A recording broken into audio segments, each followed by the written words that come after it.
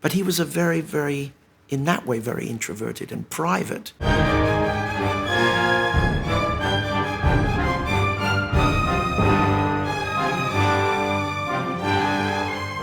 After having recorded Vaughan Williams' 4th and 6th symphonies, we continue with the release of his 5th and 9th. The 5th is perhaps his most beloved work.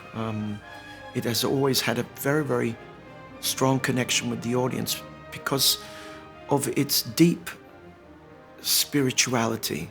In fact, some commentators have described it at certain moments in it as a benediction. And although it has pastoral elements in it that we expect from Vaughan Williams, there's a fierce sense of faith and belief. And in fact, he quotes the Alleluia,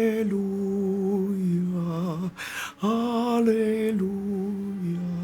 Alleluia, that we know so well in the slow movement, which is a romanza, but it's not romantic in the way we would think, but it's very intimate and personal music. I loved conducting it last season, and I'm thrilled that it's coming out as part of a cycle.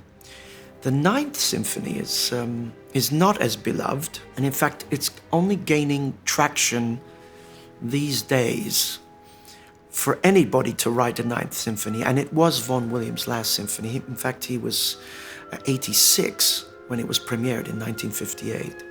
So he was the grand old man of music here in England. But its preoccupations are difficult to decipher. In early manuscripts, there is mention of Hardy's tests of the d'Urbervilles, and there was also talk of Stonehenge and that part of the country. In fact, I think the first movement originally had a title, Wessex Prelude, the second movement, Tess. But as the composition of this piece went on, he got rid of all literary references and sold it as abstract music. Now, with Vaughan Williams, you never know, because he'll say, no, it has no relation to anything literary. And you know, as he would say about his other symphonies that had no relationship to the war. How can that be? Of course. But he was a very, in that way, very introverted and private. The symphony is not as friendly as the 5th, but I think this is why they make for such a good pairing.